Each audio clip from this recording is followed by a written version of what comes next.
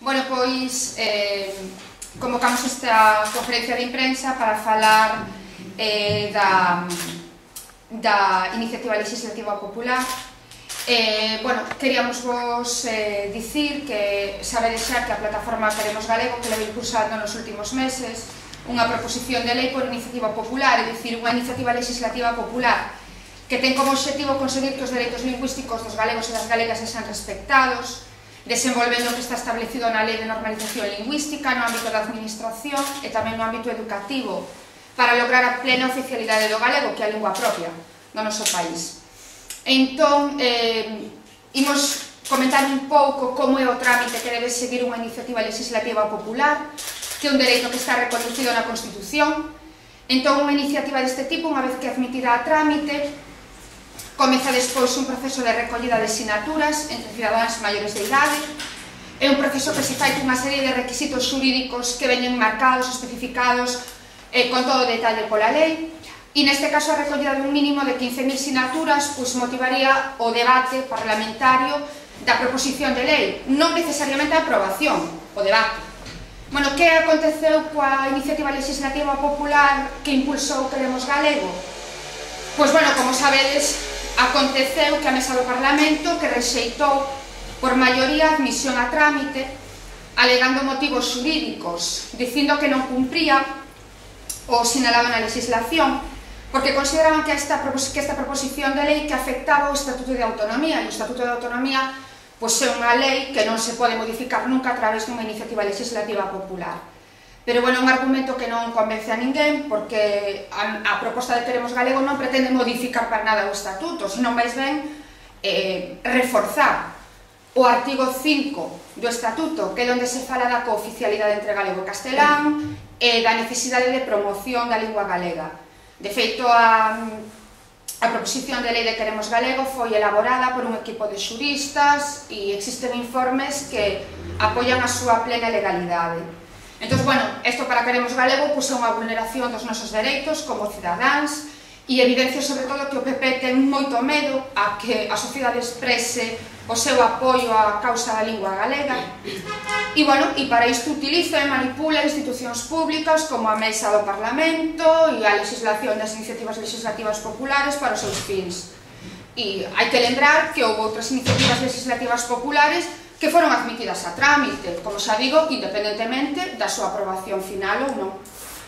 Entón, diante desto, cal é a resposta de Queremos Galego? Bueno, pois que Queremos Galego non se vai dobregar diante desta maniobra antidemocrática e que nós imos iniciar un proceso de recollida de sinaturas exactamente baixo as mesmas condicións que se fose unha auténtica iniciativa legislativa popular.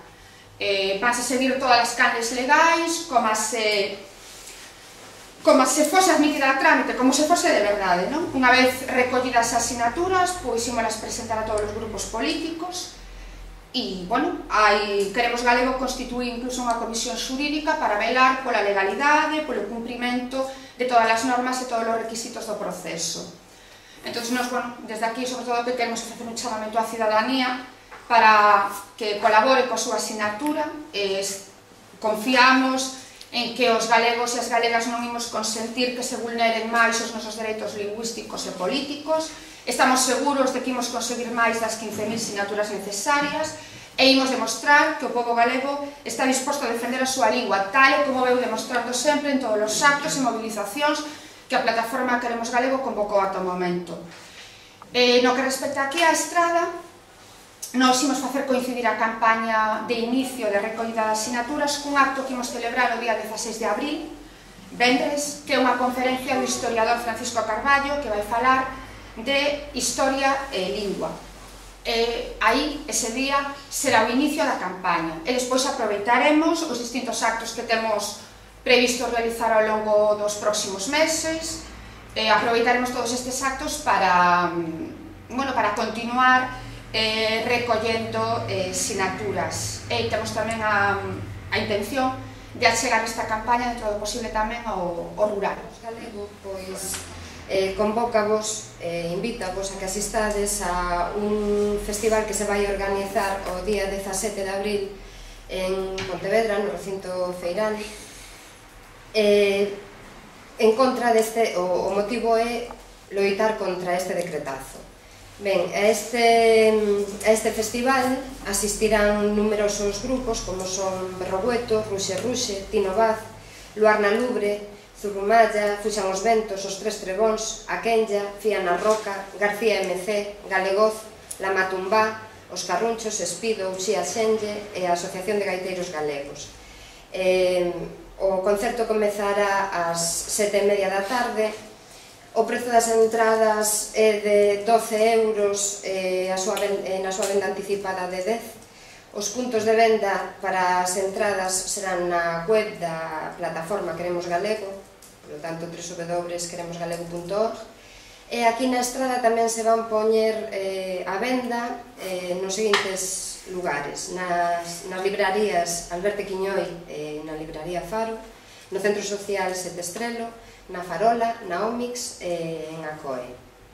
Esperamos que asista a maior cantidade de público posible, sobre todo que nos apoien coas súas sinaturas.